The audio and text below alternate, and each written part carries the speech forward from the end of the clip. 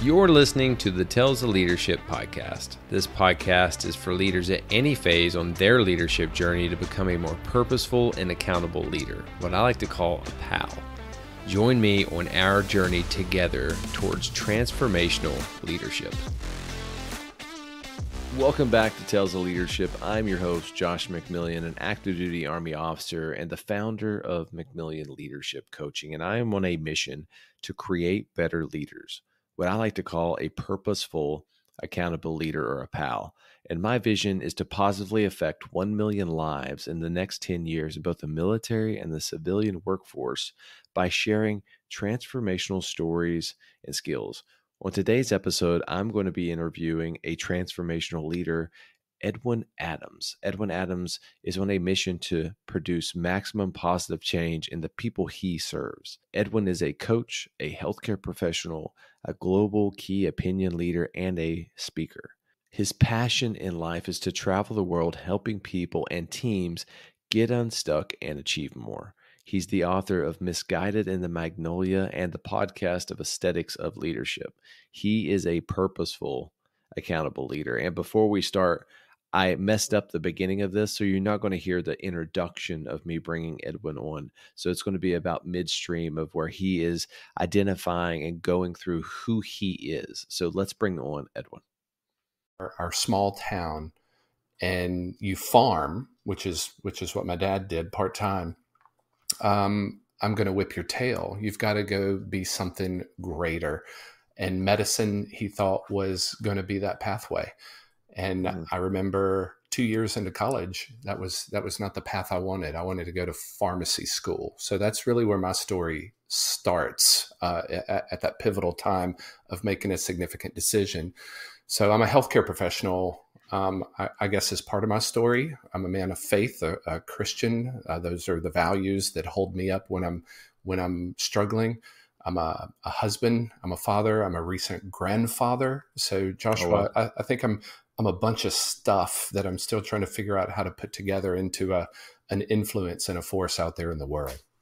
I think that's one of the beautiful things about life is that we continuously grow. As long as we have that kind of mindset, is that it is a continuous adventure. And I think you and I have the same passion about leadership, but that is what leadership is in an essence, is a adventure, and you never know where you're going to land, but you have to be able to stay, I think, committed, coachable, and curious. Those are like the three C's. And if you can do that, the adventure will just take you wherever.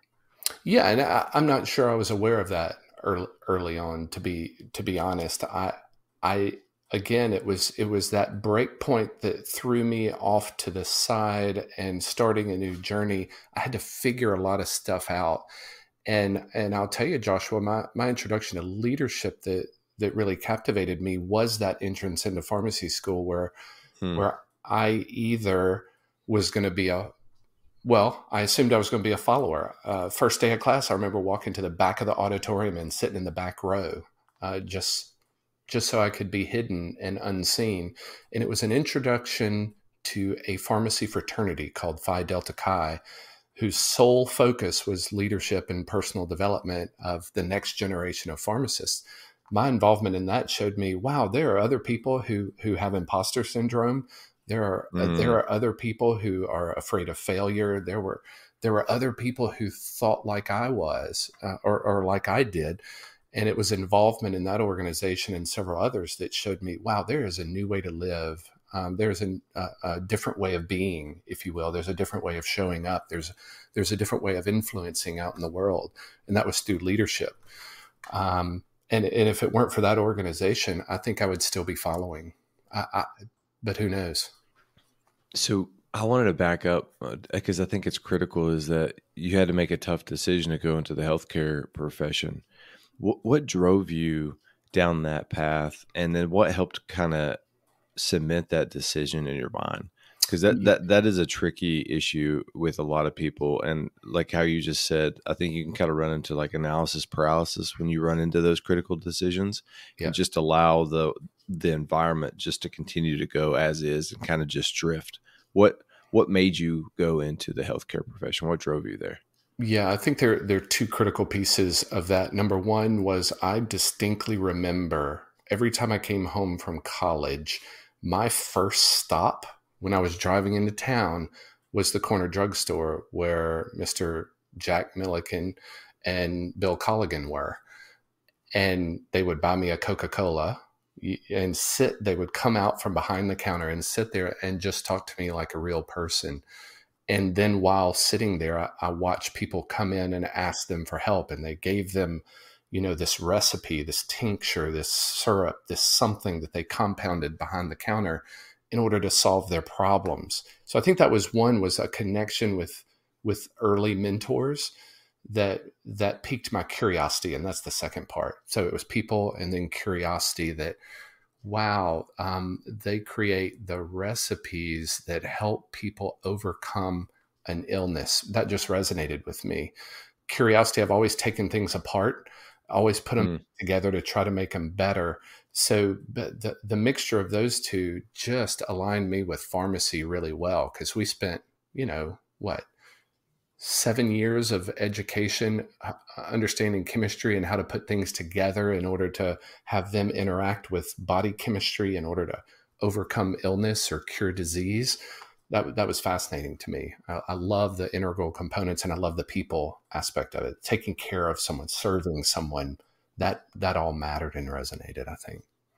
Yeah, I think it's very similar to why I think I joined the military is, the up front when you join the military, the pay is not exceptional. So you have to have a deeper reason or a deeper why. My why was I wanted to be a part of something larger than myself.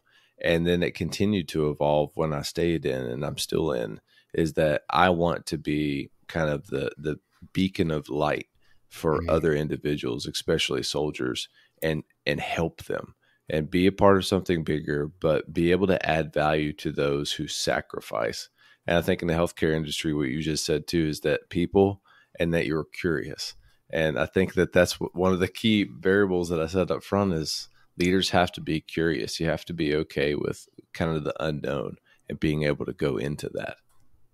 Yeah. I mean, this world we live in is not necessarily an ordered one, right? There's the universe is chaotic yet organized. So yeah. I feel you there. If you're not able to pivot, if you're not able to be, I think this is where it starts for me, Joshua, is if you're not self-aware enough, you're unable to pivot. You're going to go with the tide. You're going to go with that flow rather than, standing firm on either your values or your decisions, your evaluated experiences in order to adapt to an ever-changing environment. And healthcare is certainly a chaotic one. It's a broken one. It is a large one. It is complicated, a lot of variables, but you know what? I can only show up to that chaos courageous and confident in what I bring to the possible solutions. So self-awareness is where it all starts. And I think that was that pivotal day. And when I got into pharmacy school and joining that leadership fraternity, there was a tremendous increase in self-awareness. How did you work through that, building that self-awareness and that confidence, just starting in college? From Edwin, who wanted to go to the back of the class, to someone who wants to be in the front and have their voice heard, now being a public speaker and a coach, an author, all of these things that you are now, all the labels that you are. How did that start to resonate early on in your college experience? Yeah, I have to go back to curiosity. I think there was, if I was curious, if I was amazed that there were other people like me, in that they had the same insecurities, and then hearing their stories, I think that's the critical thing was I became very aware of patterns within people's stories. And I started connecting the dots, and those dots aligned with what I was learning about leadership. So there was a knowledge increase, there was pattern recognition, and there was, I guess, the insatiable curiosity question: what if? Right? What's possible? I started asking better questions, I think, of myself that drove me to want to learn more and then connect more with people, because I'm an introvert by nature. So it's difficult for me to make those connections. Sometimes I feel more powerful and confident sometimes in small spaces. And that was a redirect that I had to go through in leadership and personal development, was realizing the answer to problems is not to become small, but it's to become large. You can't influence from small spaces. You need to influence from larger spaces. So just paradigm shifts in the stories that I was telling myself. I was learning from other people's stories. And I think that helped me transcend and move through a growth phase, a trajectory of learning and growing that I had never experienced before, because I had a certain paradigm of what it all meant. And it wasn't necessarily the right one. It was just framed by what I experienced to date, not realizing I actually had a choice.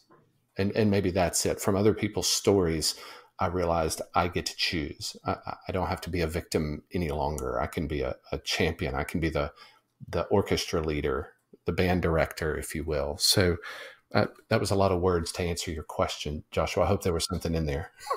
No, I think the key thing is, and I see this when military members transition out of the military and they go pursue a civilian career, is that they don't necessarily have the academic education, that fundamental bedrock in academia, but they have a tremendous amount of experience. And versus when you have an individual come out of academia and that's all they know, when they go start a job or a profession, well, those two worlds collide. One runs off their experience, and then the other runs off what the book has told them of what leadership is. And I think at the end of the day, what you just said is that you add to the body of knowledge, like the individual body of knowledge of yourself. It's just like science. By asking powerful questions, the right questions to yourself and to others, you can shorten that learning curve. And I know you'll understand this, is that in manufacturing engineering, learning curve efficiency is whenever a new product line starts, there's a lot of inefficiencies. But over time, it will exponentially decrease to where it hits a true efficient rate of where it can produce an X number amount of systems, but in your case, be the best possible confident leader that you can be, because you're asking powerful questions and that you're learning from others. And I think that's the true nugget that you just shared, is that when you find other people that you know, like, and respect, and you can ask the right questions, you can learn from their wisdom. And then that helps you gain their experience. That is something I wish I would have known early on, because I was a headstrong, we call them strong rangers in the Army. It's like just trying to bull in the china shop. It's like, I'll just figure it out. Just break all the glass. Well, that is a strategy, right? Yeah, it's not preferred sometimes. Sometimes it works. Well, yeah. And it's funny you say that. I guess there are two things that come to mind about that. Number one was what my mentor and now coach John Maxwell taught me was, Ed, it's not necessarily your experiences that help shape who you are. It's your evaluated experiences. Yeah. So unless you pause after either a win, a challenge, a loss, or whatever, and figure out what is the message within, what I just experienced, and how can I use that information to move me forward, I think you're missing the opportunity. So I think early on, I wanted to get as many experiences as I could, but they were more check boxes, right? What makes the resume look good? Because everybody talked about the resume shapes you. That's how people judge or evaluate you is by all these experiences you need to have on your resume. And how do you stand out? Well, I think I spent too much time building those checkbox bullet points for paper development, when really I needed to be spending time more in people development, but personal development, if you will, learning from those experiences a little bit more, because those were gifts that I was offered. And I think the second point I wanted to make was that it becomes necessary at some point for you to find the confidence in what you're gifted with. And I don't think I appreciated that for the longest time. I think I was waiting for my gift to arrive as if it were a destination on a map at which some point in life I'm going to arrive, almost like purpose. When I realize my purpose, I'll know what my giftedness is. I think through evaluated experiences, you start seeing that pattern recognition throughout them all, that, man, I show up this way every time, it seems. I wonder if there's something there. And then use that as your superpower, if you will. So John Maxwell is someone I deeply respect. I think everyone does. He's wrote now he just wrote a new book. I think he's up to like 90, something like that. Yeah, it's over 100. I think 116 in total. I think That's bestsellers are, number one bestseller for 40 years. But the new one is the 16 Laws of Communication, I think is the name. 16 Laws of Communication. He likes those law books. The I know. 21 laws, the 15 laws, the 16. I'm waiting to see what the 17 laws of teamwork. He likes 5 levels of leadership. There you go. That is another great point that you just said, is that so in the military we have 2 different types of after action review, AAR or a hot wash. So every time that we go do an operation, a training exercise, and it's funny because I had David Petraeus on yesterday, and he was discussing the exact same thing, is that an organization that does not learn is basically doomed to repeat the same mistakes and failures. And it's just like setting, I think, a strategy. And what he said was, hey, you come up with the ideas, the vision of where you want to be. You communicate those ideas clearly. And it's like you just thinking about it. Okay, what was I supposed to do? Okay, what did I do? And how did that differ? And then how can I improve the next time that happens? It's really, really simple to do. And I broke it down in the military. Now you got me fired up. So there's a SEALs halt. Whenever you go do a short patrol, we always take a SEALs halt to kind of acclimate to the environment, because we never know what we're going to be going into. So stop, look, listen, and smell. I know the last one's kind of funky, but when you're doing a combat operation, you really want all your senses working. Well, I see it as the same thing, is that when you encounter a challenge that stretches you, because I don't like the word failure. I like stretching you. You stop, take a tactical pause, observe, and then pursue with purpose. And I think that's key, is that especially in this world, people want to continue to move forward because they think that that's progress. Well, it's not progress, especially as a leader, if you have not identified why you failed and come up with a pivot point, exactly what you just said before, because then it's insanity. It's the definition of insanity. You're going to do the same thing and you're going to get the exact same results. Yeah, that's great that you say that. In healthcare, I would say most of my experience and passion has been in the hospital pharmacy arena. And, one of the most common admissions to the hospital was because of a medication related error that happened outside of the hospital. So one in 3 experiences that patients had out in the community was either being negatively impacted by a medicine, taking it wrong, taking someone else's medicine by accident. So 1 in 3 ER admissions was because of a medication-related problem. Well, even within the institution, we're only human. There are errors that occur. And whenever one happened, we tried to deconstruct that into those component parts to see where the system failed. And I think that helped me see that I wasn't doing that enough as an individual. When I did fail or stretch, using your terminology, I think my motive was to avoid failure because of my upbringing, that if you didn't get an A on a test, my value was tied to my productivity. That's how I interpreted growing up. The love that I received from my parents was directly related to my performance. So if I didn't perform at the very highest level, my value and my love was, I guess, on a different level, and that bothered me. So I think I overachieved out of fear of failure, and being introduced to John Maxwell's book in college, I think around that second year time period, Failing Forward, that was a paradigm shift for me, Joshua, of wait, you mean failure is actually how I grow? What? Okay, now I'm curious. I fail a lot, so I was curious. How do I use that then? It seems like failure is my superpower. In a second year in college, right? As a growing young man, we think we know everything, and then quickly realize we don't. But that was just a paradigm shift. That's the only way I can explain it. That helped me realize that in order to grow, I had to stretch, and then I had to evaluate those experiences to look for the pattern, align it with my belief, align it with my values, align it with the way forward. Yeah, it's a great conversation for sure.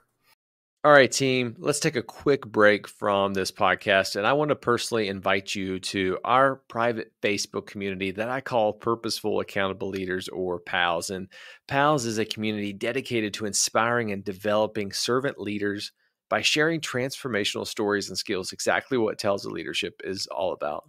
My goal is to build a community of like-minded leaders that can share lessons learned, ask questions, and celebrate wins when it happens. And my mission in life is clear. I will end toxic leadership by sharing transformational stories and skills, and you will find countless transformational leaders in this group. Many of them I have had the honor to serve with in the military. If you want to find a community that can help you grow both personally and professionally, we would love to have you. You can simply search Purposeful Accountable Leaders on Facebook or click the Leadership Resources tab in the show notes to join. I am looking forward to seeing you guys and continuing to grow together on our leadership journey. Back to the podcast. I love that book, Failing Forward. And I'm telling you, it's over by my thinking chair. But I'm literally kind of, when I read it, it inspired me to walk through a blog series called Leaders Fail. And I love how he starts that entire chat or the entire book by defining what failure is not, because that is so important. Because mentally, we see failure as a moment in time. When we fail, it's over. You know, it's we can never progress. But how he kind of broke that down and thinking about failure. And one of the key points that always resonates with me is failure is avoidable. Defining that it's not. Failure is not avoidable. I don't care who you are. You are going to fail. Maybe General Petraeus, because interviewing him yesterday, he struck me as a person who did not fail. But I'm sure that there was learning experiences that he had. But that was illuminating to me as well, because it did a mindset shift, you know, a 180-degree perspective of how you were saying you had a fear of failure. You tied your value to the productivity that you were doing, and other people you assumed tied their value of how they thought about you. But in reality, that was not the case. You were just putting a lot of burden on your shoulders and probably causing your performance to suffer because of it, because that's a lot of pressure. And I understand that, because I did the exact same thing very early on in my career, is that everything had to be perfect. And if it wasn't perfect, then people would think bad of me that I wasn't putting in the best effort that I possibly could. That's amazing. Yeah. And I think what's critical for the listeners to appreciate is that when those experiences occur in our past, we tie the emotion to the experience. So that's just brain chemistry, right? That's how our brain works. So we have those traumatic failure experiences that shape the paradigm or the narrative that we tell ourselves. And then later on in life, we experience something similar. We have those feelings of failure again. Well, that's simply the story coming back up to life. We've had the experience before. This one's very similar to that. It is no question that the emotion rises to the surface because of the stimulation of that story. I think from a self-awareness standpoint, if we recognize that neuron's been tapped by a recent experience, it is from our past that the feelings are arising. That doesn't define the way forward. And I think for me, that was the difference. Whenever I felt the feelings, it was stop, slow down, get smaller. You're a victim.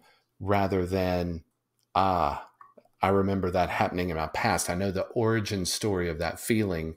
Thank you for coming to my awareness, but I'm going to choose to step forward out of a heightened knowledge now, an evaluated experience opportunity. And this is a stretch, a growth opportunity for me. I'm going to look for the very next step forward. So that's a different way of thinking about, or using failure, I should say. I love that. You use failure as a fuel source. That emotion and that feeling that you have. Could you walk me through a time that you encountered a challenge, and how did you overcome it after you've had that mindset shift? Yeah. So my first full-time job as a pharmacist, I was working a night shift.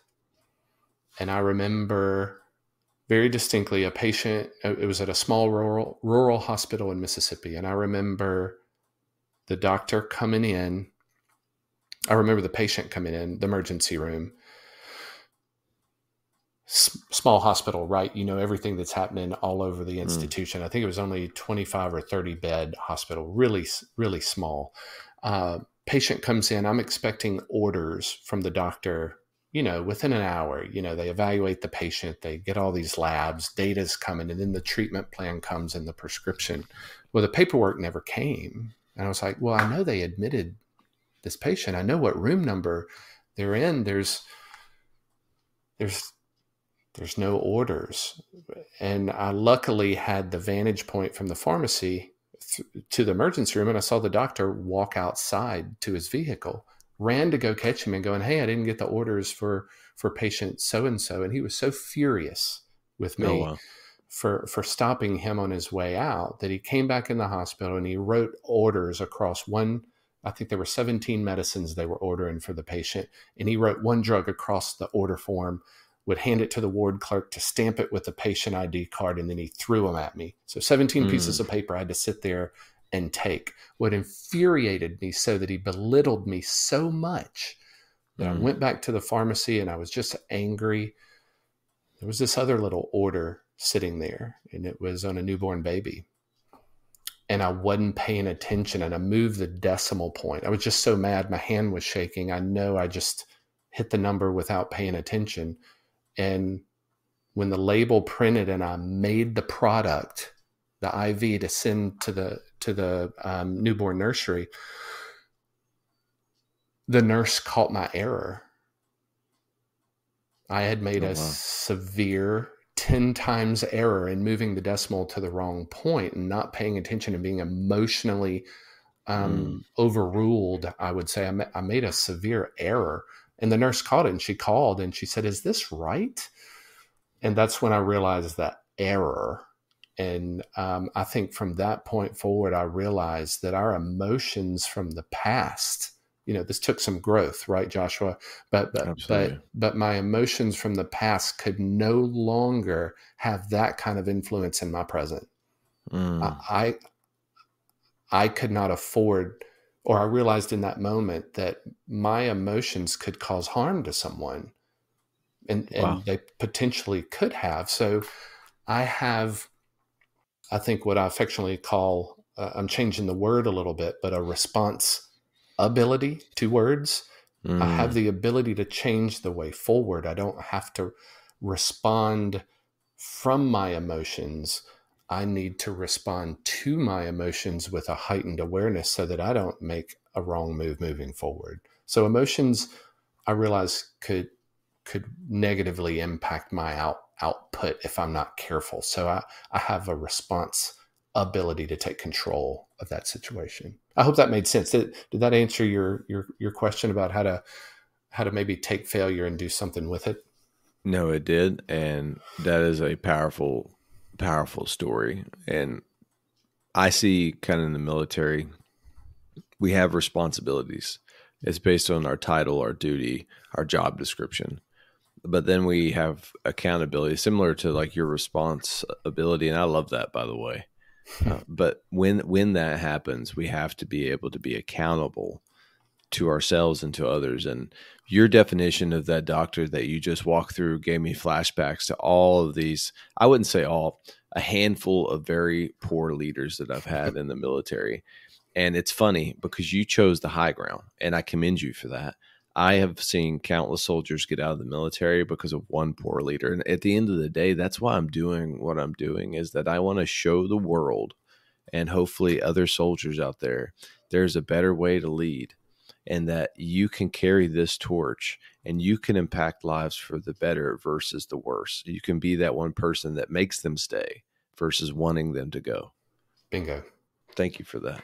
Yeah, absolutely. I have similar experiences, Joshua, of really toxic leadership. I think that's the word you've used in your blogs. Yeah. Toxic leadership is certainly out there. And yet I have been blessed with great models of leadership that create and hold the space in which I thrive. And I appreciate that so much. And it just lights me on fire to know it just proves to me what is possible with great leadership, and that you can seek that out, that I have a choice in who I follow versus, taking one for the team for years and years and just getting beaten. That will drive you to some really dark places. And I had no idea early on, when you encounter a bad leader, or if you have a great leader, I never truly embraced that. Like, just sit there and learn from them as much as I possibly could. I get the way I see it is like great leaders are shooting stars. When you're in their presence, it's a true pleasure. But when they're not, you don't realize how good you had it, because it's just a short period of time. And you have to mentally prepare yourself when you're going into whatever career field you are as a leader. You're going to have good and bad leaders, but don't let the bad ones define who you will become. Don't take those negative traits and carry them forward as those wisdom points. Focus on the good, not the bad. And you said something too, like the Cartman triangle, and you kind of tied them both together, is that you can choose to survive or you can choose to thrive. But it all comes back down to how you handle adversity, how you handle failure, how you handle toxic leaders. And I thank you for bringing that up. Is I call it TNT. There's a path of two roads you could take, like Mark Twain. You could go down the realm of being a toxic leader. I think that's easy to do. It's avoiding hard decisions, it's avoiding your responsibilities. Or you could be a transformational leader, choosing to not have an agenda. The team is your agenda, truly pouring yourself into others so they become better. And in doing so, you will win, the team will win, the organization will win. But that's hard to do because you have to have the discipline to do things when your body's like, nah, we don't want to do this today. Well, body, we're doing this today because it's the right thing to do. That's exactly right. There's so many books on, I think Stephen Kotler's written them. I'm blanking on the other authors, but the Great Resistance, right? The resistance that holds us back or anchors us into those old stories, those older paradigms. But that's not the way. I'm a huge fan of the new Star Wars series, The Mandalorian. I love it. And I love how he says, this is the way. And for me, that responsibility, that obligation to be a good leader, to be an influence, to be a light out in the world, this is the way. I never tied that to The Mandalorian. So now I'm not going to get that out of my head. I love that. Well, I appreciate the values, some of the values of the Mandalorian. I mean, what a warrior, right? What an example of strength and courage and curiosity, and so many values that I admire in that character. And just to have the mantra, this is the way, I remind myself of that when there is resistance at work, when there is challenge, when there is adversity, when there is the stretch. I just have to remind myself, this is the way, and it's this direction, not that way. Yeah. So I appreciate that mantra so much. So walk me through, going in your healthcare profession, learning some very valuable lessons. When did you get that spark that, hey, I believe I have some gifts that I can share with the world, and I'm going to go take that bold action and do it. When you realize, hey, I'm a leader and I want to share this with individuals. Yeah. So when I finished my pharmacy training, I went to get my doctorate degree. I did some residency training after that, and came back. And my first big job as a full pharmacist was at a poison control center for Louisiana. And it just so happened that the poison control center was housed within the School of Pharmacy in the town in which I lived, a small university town. And probably a year and a half, 2 years in, I was made an offer to teach an elective course in hospital pharmacy. And up to that point, I had worked a lot in a hospital part-time. Most of my training was in a hospital setting, et cetera. So to teach a hospital elective to pharmacy students, that sounds like a lot of fun to take them through my journey through hospital pharmacy, to teach them what I wish I had been taught, blah, blah, blah. And I think it was in that classroom that I realized not only do my experiences have value to the next generation of pharmacists, but I think I became better through honing those stories, through telling those stories, through being authentic, being a little vulnerable, tell them about the mistakes I made, and the experience of the dialogue with the curious young minds of the next generation of healthcare professionals. I realized I could be valuable to their growth and development. So I think the service neuron fired, and I loved answering their questions after class. I think that was it. I would always end class even earlier than I was supposed to, just to get to the questions and interact with them one-on-one, and realize, wow, okay, I think I'm seeing the way forward. I really like this. Well, that one opportunity to teach an elective course led to my university career. I taught at the College of Pharmacy level for 14 years. My last 5 was as the Dean of Students, running the Office of Student and Professional Affairs, where my door was a revolving door of students coming in with problems, with issues, family matters, drug addiction, substance abuse, all kinds of financial issues, et cetera. And I loved working with them to overcome those challenges. So if it weren't for that one experience teaching in a classroom environment and being exposed to 50, 100 hungry minds of the next generation, I don't know where I'd be, Joshua, but that was a pivotal change in my professional career, was having that opportunity to add value to young people. So I define leadership in one word, a little bit different than John Maxwell, but I see it the same way in essence, but it's to inspire. Because I think when you can see that spark in people, and that you have been able to build that in them, that is the most powerful motivator that I've ever had in my life. And I love it when I have soldiers reach out to me that I haven't even talked to in 3 years or something. And they just tell me, "Hey sir, like, I see what you're doing," or, "Hey sir, I just wanted to reach out and tell you that you had a major impact on my career." Wow. Like that fuel source will keep me going for years to come, because I know what I'm doing is adding value to people. And what is that?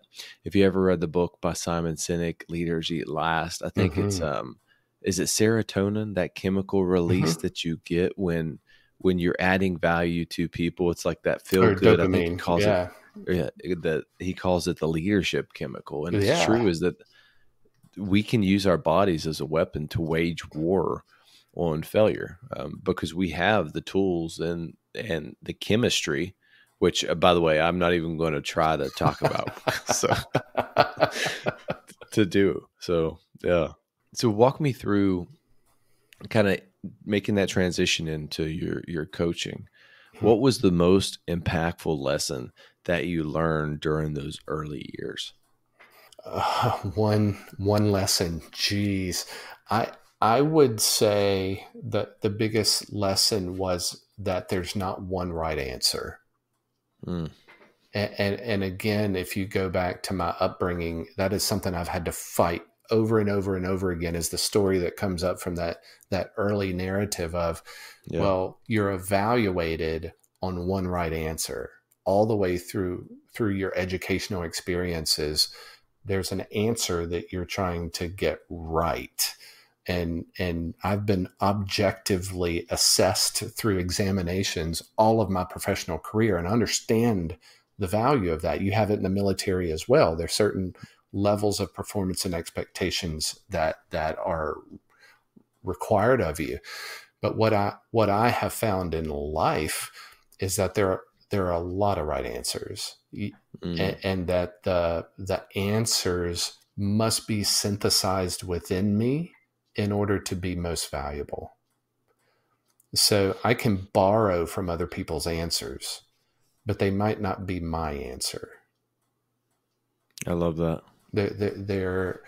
I think it's my job, my responsibility, one word, my responsibility is to synthesize the answer and express it in the world using my knowledge, skills, attitude, giftedness, influence, if you will, to inspire or transform or solve for something. So again, a lot of words, Joshua. I hope that answer was in there somewhere. All right, team, let's take a quick break from this episode. And I want to share a leadership resource with you, and that is the resiliency-based leadership program. RBLP's vision is to create a worldwide community of practice committed to building and leading resilient teams. So why do you need to build and lead a resilient team? Resilient teams are the key to individual and organizational growth, regardless of being in the military or in the civilian workforce. Building collective teams allows for exponential growth and the team's ability to overcome adversity, adapt, and most importantly, grow. And then bottom line up front, resilient teams are just stronger together. And here's a fact. 99% of the people who take that course recommend it to others, and I'm one of them. I just completed my certification, and I highly recommend this. And the great news is it's most likely free to you. And if you're in the military, it is 100% free to you. And if you want to learn more, you can look in the show notes for this episode and find the link and use the discount code JMCMILLION, and that is also in the show notes. Back to the episode. Yeah. So I tie that to two things. Is I asked, General Petraeus a question: is what's your leadership philosophy? And he said it depends. It depends on the job that I'm going into, because I have all these tools at my disposal, and I know who I am, but I'm not going to leverage those tools unless I know it's going to be successful in that specific job or with those specific people. So my leadership philosophy kind of depends. And what you just said there, and kind of what I wrote down, is that there's more than one way to solve a problem. And I love it because at the end of the day, as a leader, and make no mistake about it, you're there for one reason, is to get results. But a key variable to do that is being proficient. And I tie it into maneuver from an infantry perspective, is that I have the tools at my disposal, and there's countless different tools at my disposal. I'm not an expert on them all, but I understand what they do, and then how I maneuver those tools on the battlefield to get the desired results. And as a leader, maybe you have a toolkit in your rucksack. You have a lot of tools in your rucksack, but you need to get the right ones at the right time and maneuver them correctly to get the right results. And I think that's where the art and the science of leadership truly merges together, because it takes time to have that awareness of not just the operating environment, but also yourself. And it goes back to spending time to think, being quiet, reflecting on your God-given strengths that you possess, and then even the strengths of others around you that you can leverage to help get the results. So that's an amazing point. You remind me, are you familiar with the GoRuck organization? Oh yeah. I just dropped $300 on one of their rucks. Oh my gosh. So my friend, he is now commander of why can't I get the verbiage ever right with him? But not special force, security forces at Okay, Barksdale that's Air fab. Force Base. So he's what, 20 years my junior. Great Oh, wow. friends. I respect his leadership so much. Well, he challenged me to join him on a GoRuck challenge a few years ago. And that was probably the hardest thing I've ever done in my life. I still have the battle scars from that. But one of the exercises that I think talks to your point was, it was probably 1:30 in the morning. We had a rucksack on our back with, I think we had to carry at least 25 pounds in there. We had to carry our water, our food for the night, everything in that rucksack. So it was probably 50 pounds. We had all this other stuff we were carrying and had acquired over the night thus far. And we end up on a soccer field in the middle of a park in New Orleans, Louisiana. So we're 4 hours into the challenge. A 17-hour long day is what it turned out to be. But 4 hours in, we're on a soccer field. It had just rained. We were all soaking wet. We were cold. And he said, all right, everybody under the goalpost. This was a Green Beret officer was there with us leading this challenge. So we all huddled into the goalpost, and he said, look at the end of the field. He said, your job is to get to the end of the field to the other goalposts, because you're only safe inside these goalposts. He said, I'm going to count. You can run as long as I'm counting, but I'm only going to count to 3, and then you have to drop to the ground flat. If you're still in the air after I say 3, you're dead, and your teammates have to carry you the rest of the way.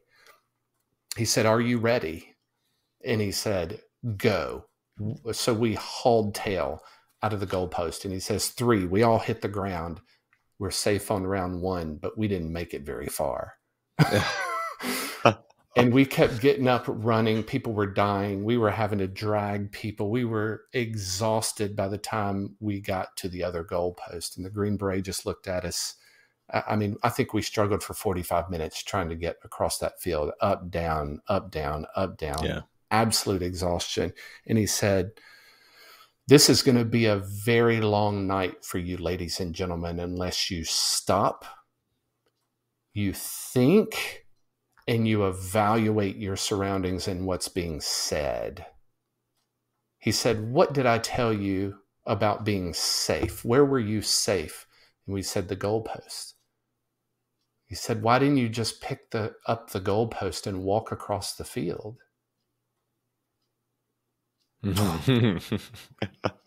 What?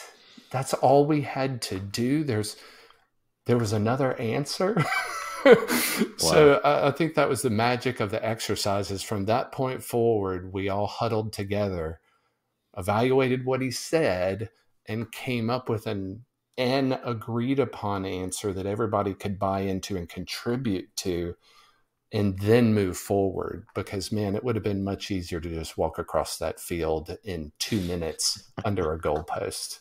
But I love that story. We brutalized ourselves and set ourselves up for more failures the rest of the night. But we got better and better and survived. But nonetheless, what a great experience to show you the values that you talked about.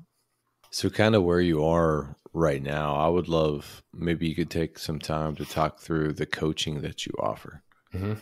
Yeah. So I think, Joshua, what I have seen throughout my professional career that bothers me, and I think this is what drives me, is where suffering takes young men.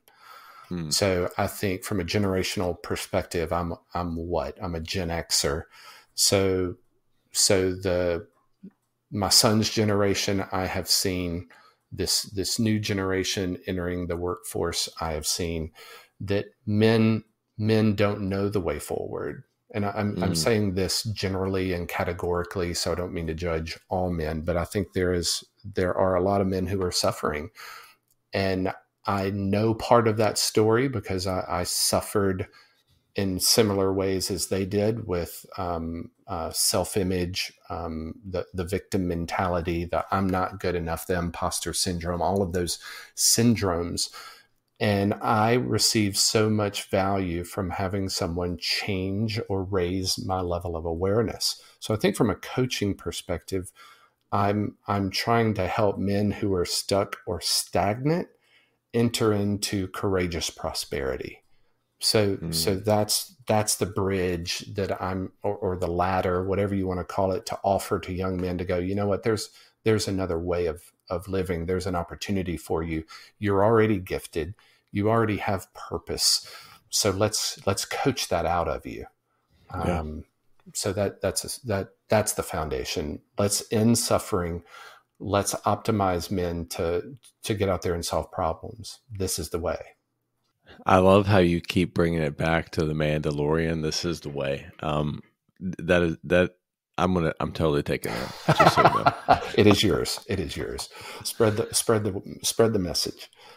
One thing that you said that I love, and I've heard it before with, I think it was David Braun and Troy Aldendahl. They're the creators of ULA, and it talks about is that you were designed for greatness and a purpose. You were designed for greatness and purpose. But today we're flooded with, I think the advertisements that someone has, especially if you're active on social media, is in the thousands a day of all this negative advertisement, a lot of like negative things that you need this to be happy. You need this to be happy. You need this to be happy. And that we're never in our own minds, which John Maxwell says, who's your best mentor that you should spend most of the time with? It's you. And you mentor yourself through thinking, and you're never going to get ahead in life if you can't stop, silence your mind, take a tactical pause, observe, and then pursue with purpose.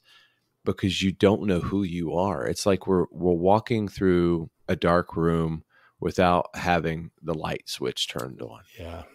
When you find your purpose, though, what you're doing as a coach, you flip that light switch and life changes. I'm telling you now is that once I discovered what my passion and my purpose was, and then I have a perspective, I call it the rule of 3 Ps, connecting your passion, purpose, and perspective together. That is when you get fulfillment in life, like true fulfillment. It's not tied to material objects. It's not tied to what other people have that you want. It's tied to your actions and your deeds that you live every single day. And I love that. So there needs to be more people like you that are helping, especially young men nowadays. And I'll just be honest, is that one of the most marginalized, I think, groups, especially right now, is young men. Every time I look around, I see them always being as the aggressor, I guess, or portrayed as that.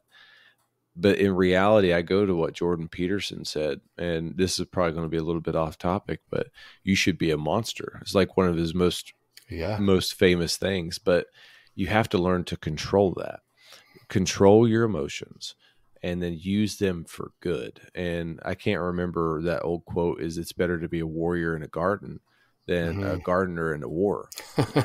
you have to have those skill sets. Absolutely. And you have to be able to control it. Yeah. My logo is essentially that. The RX symbol, most people are familiar with. They've seen it when they've left the doctor's offices with the prescription. There's a RX legend on that. That is a Latin abbreviation for recipe. So my belief is that in serving people through coaching is to uncover that recipe that makes them unique and powerful in this world. And I think it's just been covered up with onion layers, if you will, that we have to peel back because of the stories and experiences and narrative at play in our minds. There is a recipe at play, and that's why it's a personified RX symbol, that each of us is unique, and our goal in life is to uncover that. So that's my drive. Is I still have some onion layers to figure out, Josh, what keep digging into what that purpose is, and then be inspired through that discovery to express it in the world. So when I'm in communication with a coaching client or in dialogue with a coaching client, my curiosity is around getting them to ask those right questions to remove those layers and uncover the potential that's already within them. So it's a discovery process. And I think it is just like back in the day watching my two pharmacy mentors do what they do. They asked a lot of questions of the patients when they came up. They asked them what they were allergic to. They asked them what they've tried before.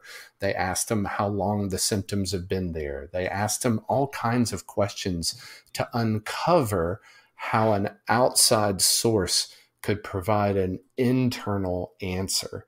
Well, I think that's what I do in a coaching process. I just keep asking questions in order maybe for that flip of the switch to occur, and people go, aha, maybe this is the way. So I don't need to know every next step in that process. I just need to know the very next one. And I think that's what is stopping most men that I'm serving right now, is they're looking for the connection of all the dots of the one right answer, because everything hinges on it. All their suffering, all their joy, all their prosperity, all their hope for the future. There's so much gravitas around having to know everything on the way forward.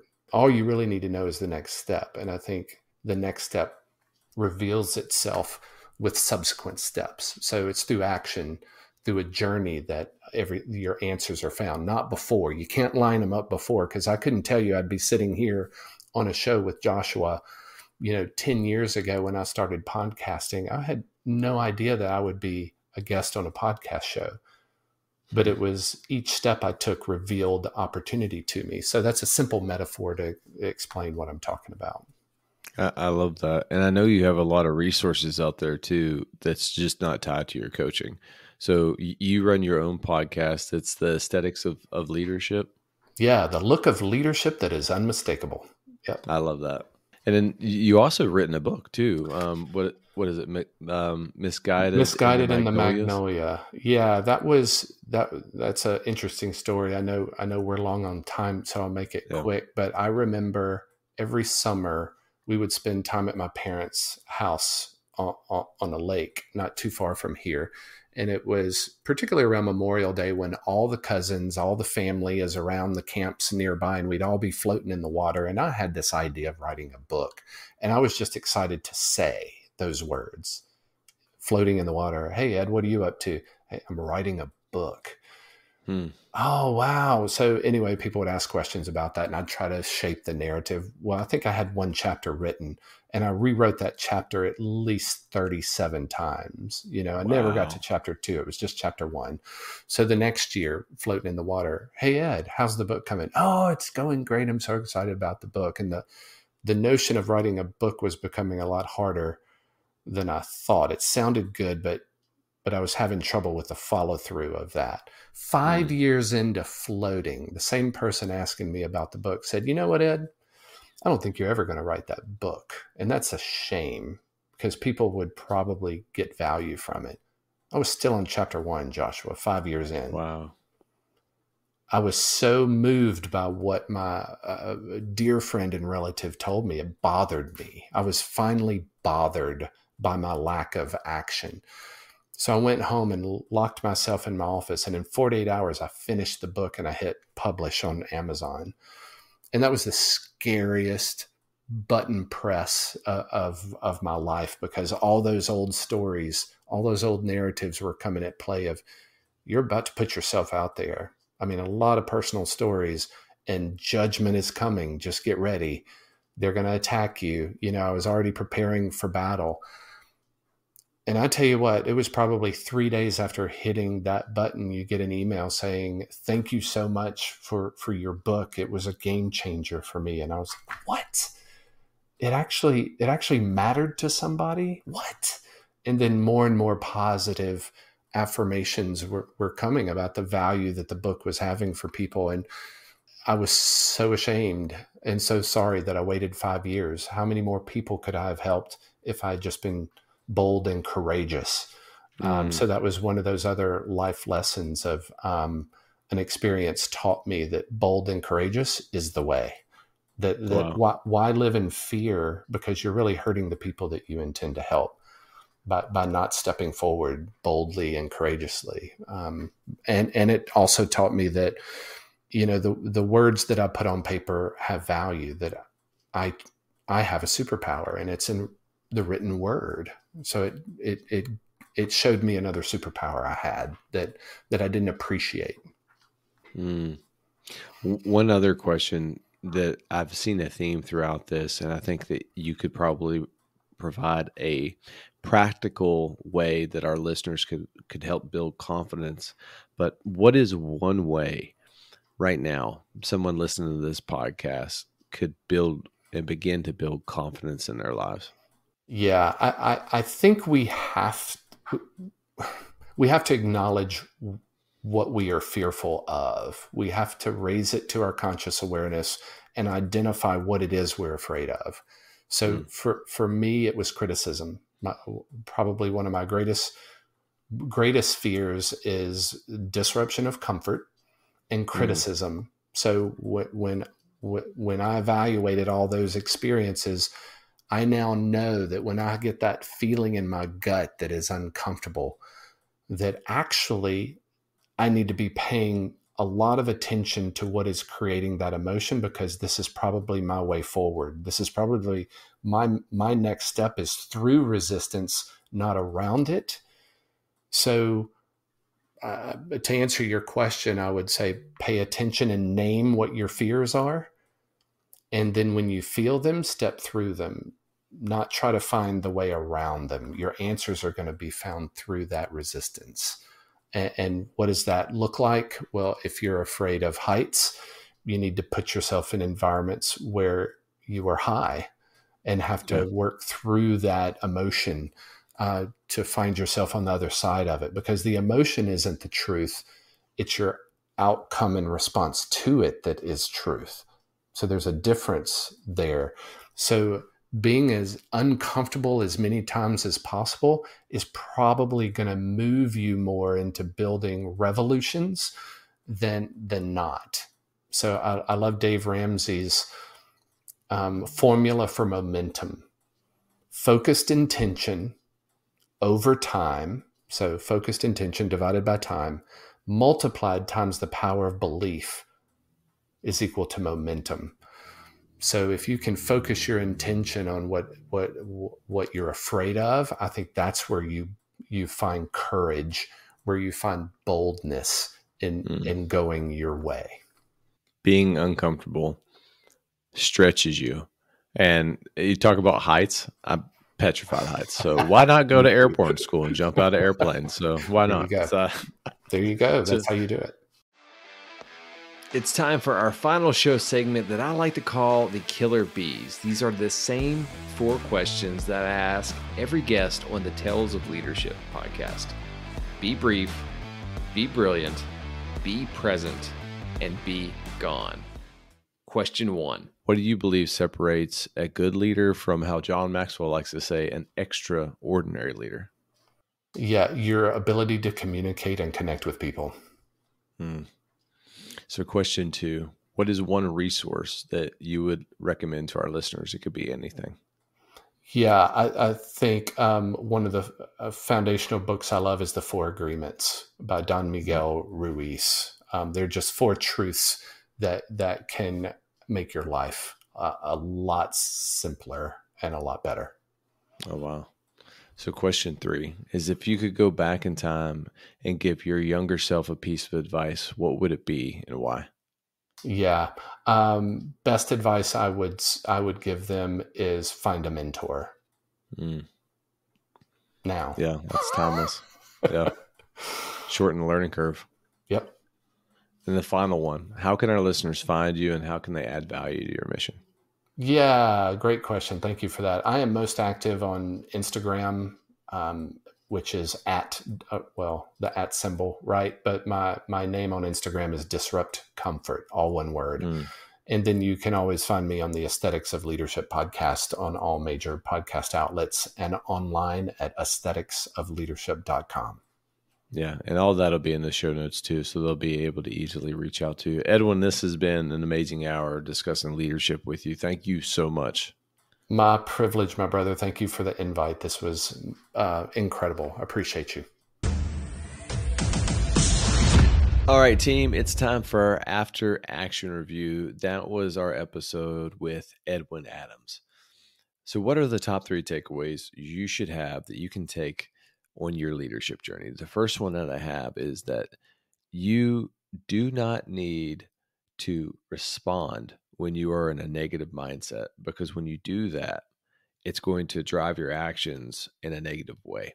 And how he shared his story of a doctor, a toxic leader, not a transformational leader, making him emotionally mad. He made an error coming up with a newborn infant's medical diagnosis through the IV that was getting ready to inject. And I think he said that it was just 1 decimal to the right.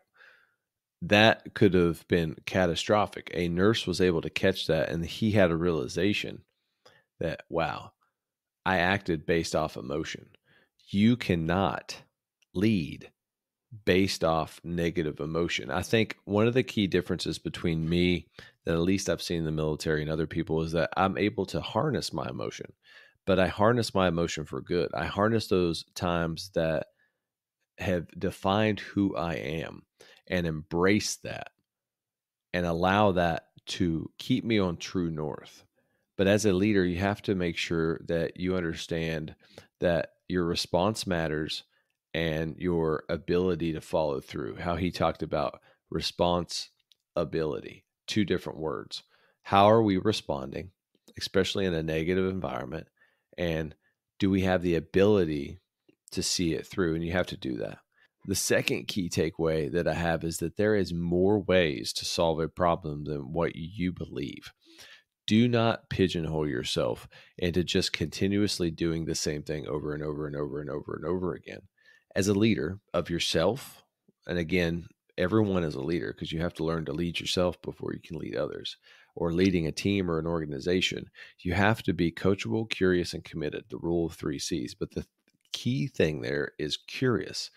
You have to continue to learn. Every time you learn something, you're adding it to your rucksack. It's another tool.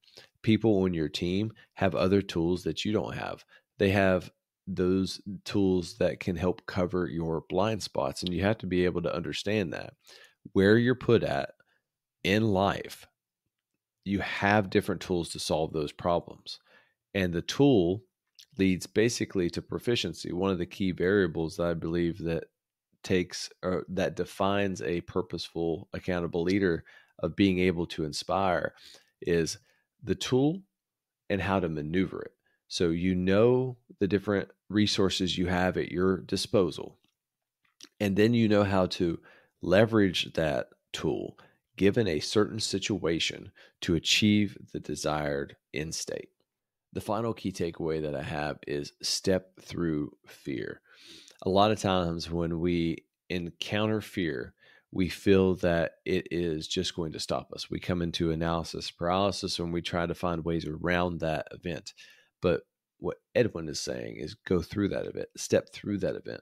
I was scared of heights, but I've always had the dream to go to airborne school. I chose to go through that. I chose to step through that fear. So when you're encountering something in your life that scares you, understand it, reflect on it, go through what we talked about here, silence your mind, take a tactical pause, observe your surroundings, then pursue with purpose. But do not allow fear to prevent you from moving forward. Step through it. Hey guys, if you've gotten any value from today's episode, do me a favor, share this podcast, subscribe, and most importantly, give me feedback.